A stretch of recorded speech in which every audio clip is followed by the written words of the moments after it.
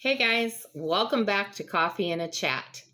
So I hope you're having a good day today. I'm having an interesting day, which means that it's a good day, but it's got a few challenges, but that's okay. We're doing all right, and I'm getting through it. Just kind of was doing some stuff for a friend yesterday, helping my husband and I were helping a friend of ours, and kind of tweaked my back a little, and so. Yeah, it's a little challenging trying to get around that today, but it's okay. Just one of those things, no big deal. So today I want to tell you two stories. And it's kind of that, we need to appreciate what we have while we have it. Because everything, you can stop right now where you're at and think of all the things in your life, all the good things, all the challenging things. Because sometimes those hard things aren't as hard as what might replace them.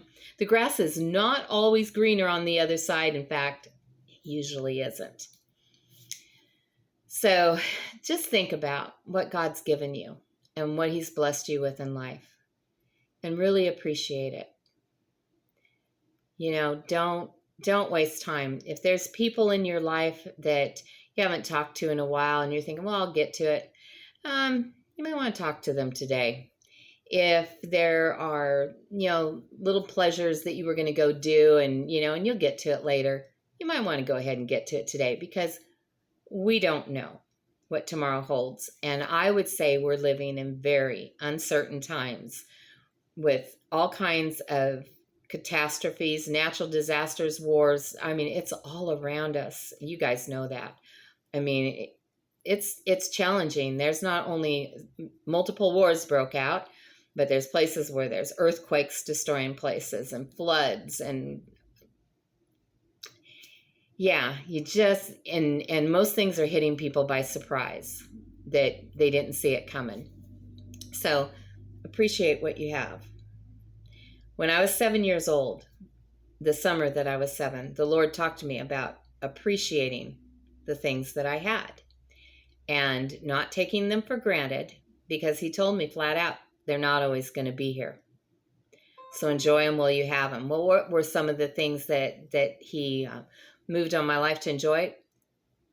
My lawn, our grassy lawn out in the front yard. And so when He talked to me about that I'm not always going to have a lawn to play on and run around in. And so I rolled around on that grass. I laid on my back and looked at all the pictures in the clouds. I felt the texture. I smelled the smell because my dad had just mowed it the day before. And so it still had that earthy aroma that was going, that I like that. And I just enjoyed it. He told me to enjoy my dog. I did extra loving on her, and I played with her more that summer than I usually would play with her, and just really appreciated having her.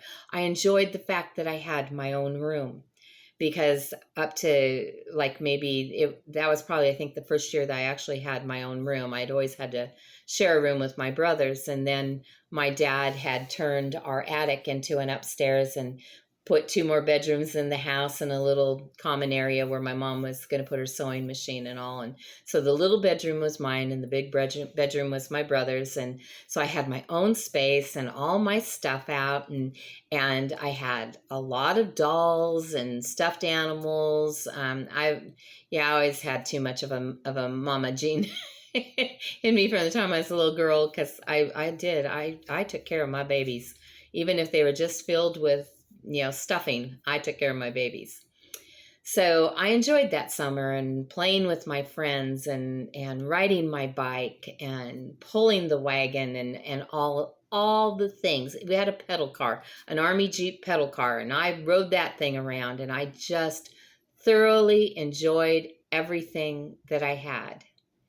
Because see, God knows things we don't know, and He knows what's coming. The next summer, the summer when I was 8, our house went up for sale, and it sold just in a couple of days. My dad's pickup, he had this old 1948, I don't remember if it was a Ford or a Chevy.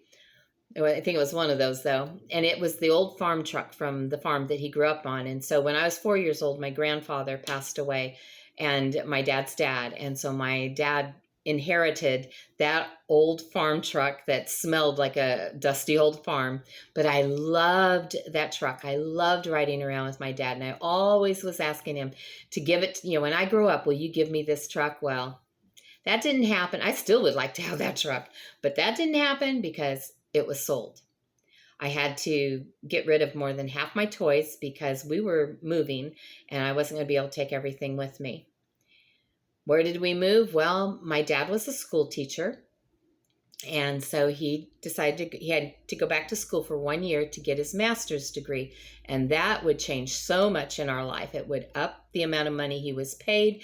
It would broaden what he could do with his teaching certificate. I mean, it was a no-brainer. They were able to afford to go to school. They had saved for it. So we were going to go away for a year and knock that out. So my mom got rid of almost all our furniture. Very few items that we kept.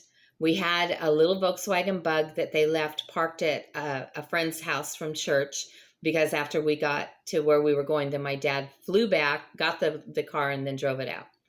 And my dog, she couldn't be my dog anymore because we couldn't take pets where we were going. So she went and became a family pet to another family in our church. That was really hard for me. That was harder than probably any of the other things because I really loved that dog. And we got in. We had a pickup with a camper on it, a newer pickup, not the old farm truck. That wouldn't have made the trip. But my dad had gotten a newer pickup with a camper on it, and we pulled a U-Haul trailer behind it that held, our personal items, and off we went. And it was about a week driving to get where we were going. Then we moved into student housing, which was like an apartment building, high rise. We lived on the 9th floor. There were several hundred families that lived in this building. It was more like a big hotel. I mean, even when you came on the bottom floor, when you came into the lobby, it had a desk and everything, just like you would have in a hotel. And then there were hallways that went to different offices that had to do with things with the university and with the housing and all of that. And then second floor on up to, I think there were 12 floors. I think that's how many there were. Anyway, that was all the apartments. And there was a lot of apartments on every floor. So we were on the 9th floor. It was only a 2-bedroom apartment, so no more of Angie having her own room. Nope. Had to move back in with my old roomies and my brothers. Not fun roommates. Then we didn't have a grass to play on. Nope, it was all blacktop. I mean, there was, playground equipment and stuff. That was kind of fun. But we didn't have a lawn anymore. We didn't have a yard. Everything changed. Not only that, where I was growing up, where we left from, I had, I've shared before that I went through a lot of sexual abuse in my life. And I was being abused already. That my memories go back to as early as age 4 with being abused. And there were at least 3 people abusing me there. And I remember thinking, well, when we get to the new place, at least they won't be there anymore. So, I won't have that. But I was going to be away from my grandma Hopkins, and that made me sad. I mean, the change was hard, but there was this one bright spot, of my secret, that these people wouldn't be able to keep hurting me. But little did I know that where we went to in that year there, that worse things would happen to me there. That's the thing. When that spirit of abuse is on you, you just attract, there are predators everywhere and you attract them. And that's the way it was in my life. So it was a rough year there. And it wasn't better. It was harder. And the abuse that I was going through was much milder than what I went through that year. So, the grass is not always greener on the other side. And we need to appreciate what we have because we may not have those things tomorrow. So I learned that then. And and it helped set a course in my life about trying to appreciate and not take things for granted. So that even though there were some negative things that happened, it taught me positive lessons. And I know that now, whenever I think, I was talking to one of my grandsons the other day, and he's leaving one job to go to another because he doesn't like different things with this job. So another job would be better. And his grandpa and I are just kind of laughing, to ourselves as we're listening to him. It was on the phone, so he couldn't see us, but we're like, we already know all the times we thought that. And then you get to the new job and it's actually worse than the job you left. And it isn't always an improvement. So we can't really run from our problems. They follow us. So what is Al saying? Wherever I go, there I am. Because usually we're the core of our problems. Well, the second story is about when I was an adult. There was a man in our church, and we lived in a small community, little country church. It wasn't very big. Everybody knew everybody. And for about 3 years' time, we had a lot of people in our community that died. Some were just elderly people that died of old age. Some were people that got cancer and they were younger and died from that. Some were little kids that were in accidents or whatever. But it just was almost on a weekly basis somebody died. It was hard. It was a tough time. But this man in our church, on Sunday morning, he'd get up because we'd be like, they would say, so-and-so passed away this week and everything. Well, this man would stand up every time, you guys, every time. The Lord had been dealing with me, he'd say, that he wanted, that I should go and talk to them. But I was busy. I didn't get around to it. Wish I would have got around to it. Then he'd sit down. Next person would die, and there he'd stand up again. God told me to go talk to them, and I kept putting it off. I never did go talk to them. I didn't know they were going to die. Wish I would have went and talked to him. And it just went on every single time to where I'm like, is anybody else figuring this out? It was stressing me out. Like, are people dying because you're not doing what God... I don't think that was it. But it's like, wake up already. During that 3 years and all the different people that died, I cannot remember one time that man stood up and said, the Lord told me to go see them. And I'm so glad I did. No, it was always, but I didn't get around to it. I was really busy. There was a lot going on. I thought I had more time. I didn't know that, That's the other lesson. Don't put things off. The Bible says don't put off till tomorrow what you can do today. Yeah, don't, guys. So if God's telling you to do something, go do it. Especially if there's people in your life and you've been thinking, I should probably give them a call, and you haven't talked to them in a long time, give them a call. You don't know how long they're going to be here or not be here. We live in an uncertain world, in uncertain times. Things are changing, I think, faster than they ever have. So appreciate what you have, because it may soon be gone. Boy, this seems like a bummer, doesn't it? But it's not. And do what God tells you to do. Don't put it off. And that's there. Don't put off till tomorrow what you can do today. Yep. To know the right thing and not to do it is sin. The Bible's filled with scriptures that are trying to help us understand different things in life. So I just wanted to share that with you because there's a lot of stuff going on. And the one thing we don't want to do is get kind of numb or complacent or whatever, We need to be aware. We need to be alert. We need to be awake. We need to be of a sober spirit. We need to pay attention. And we need to do what God's told us to do and be content in our circumstances, whatever they are, because even if you think your circumstances are bad, they could be worse.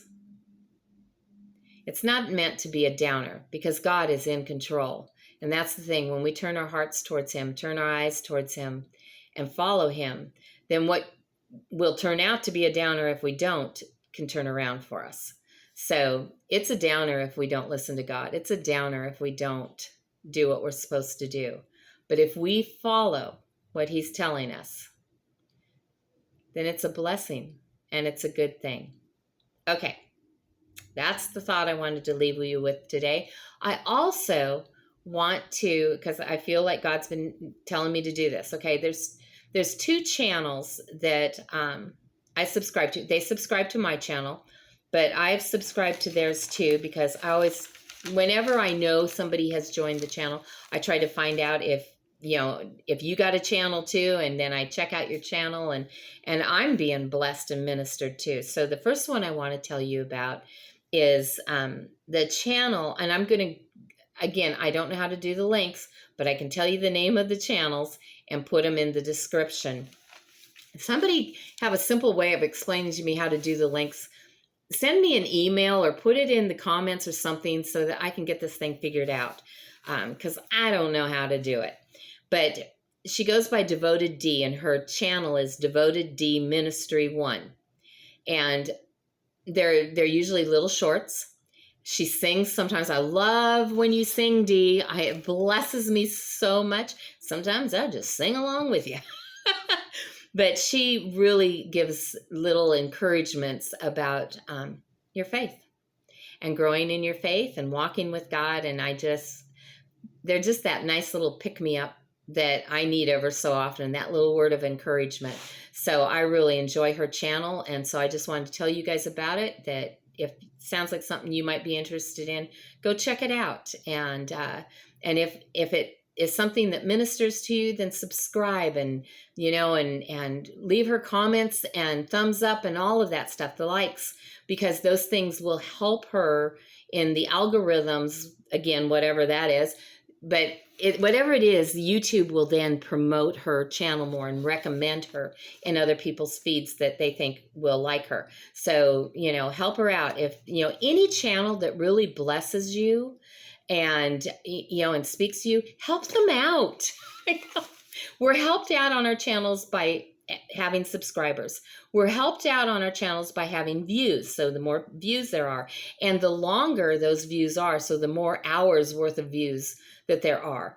We're helped out by people leaving comments, because YouTube takes note that, okay, people are commenting on this, they must really like it. And they also pay attention to how many times people are hitting the like. You can only like a video once, but make sure your vote counts, okay? So do all that. Don't be negative against anybody's channel. Don't be, what do they call them?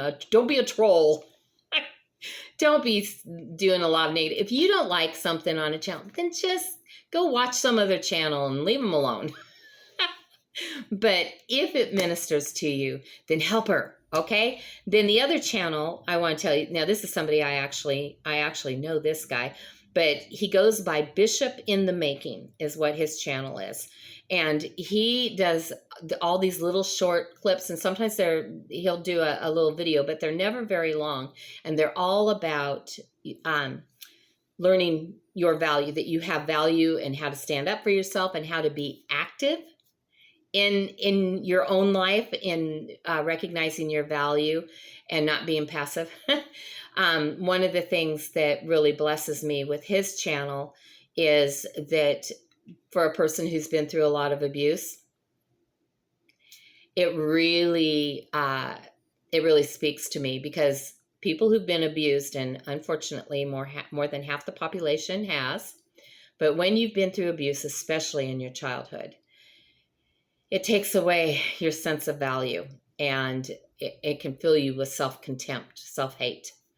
And so I just find that the things that Mark shares on there, they're just little short encouragements, and they're truths. Sometimes they're very deep truths. Sometimes I'll watch the same thing over like 4 or 5 times, because each time I watch it kind of digs in a little more. So those of you that are struggling with your self-esteem and all, you might want to check out Bishop in the Making, okay? And again, if it speaks to you, if it ministers to you and you like it, make sure you subscribe to his channel. Make sure you watch the videos, whatever, all the way through, and leave him a comment and leave him a like. Even if it's not for his algorithms, do it to encourage him. He's a great guy, and he has been so encouraging for me in my channel. He's one of the first ones that's just like, you know, you'll see him in my comments, especially in my early videos, just, you know, saying little words of encouragement. So I really, really appreciate him and what he does. And there's some other channels that I will probably be mentioning. And it's just because, you know what, this is not a competition. I see people that compete on YouTube, and I think that it is ridiculous. It's not like, you know, you can only choose one channel to subscribe to and everybody's going to compete to get your... We can all watch as many channels as we want, and every channel that speaks to us, we can watch it. And so what's the competition about? You know, I subscribe to a lot of different channels that I watch, some on homesteading because that's kind of my lifestyle, and some on, you know, frugal living, again, my lifestyle. A lot of different ones dealing with God, you know, dealing with my faith, a lot of those different ones. And some of them are just really huge channels anyway. But it's like there's so much out there, you know, that you can pick and choose what's speaking to you. And then, you know, if a channel really is blessing you, then bless them back by helping them out. Okay. And if they don't bless you, then just move on to somebody that does. All right. Let's all be kind. Let's all be nice. Yes. Ever so often I get haters, and it's that water's running off this duck's back better and better. It's like, whatever. I don't have enough energy to let them have any success at being negative with me. I swear, some of the things, I'm like, I don't think they ever watched the video or anything. It's like almost like they're just surfing around to leave comments on as, you know, negative comments on as many videos as they can, saying really stupid stuff that doesn't even always, some of it, it's like, I don't even know what you're talking about. That's why I'm like, did you even watch this video? Because it doesn't sound like it. So anyway, some people just are happy trying to make other people miserable. Ain't got time for it. But you guys, I got time for you, because I love you and God loves you. I love them too, but they don't want my love. So I love them and they can go do their thing. You want my love? You got it, baby. All right. I hope you guys have a great day. I'll talk to you later.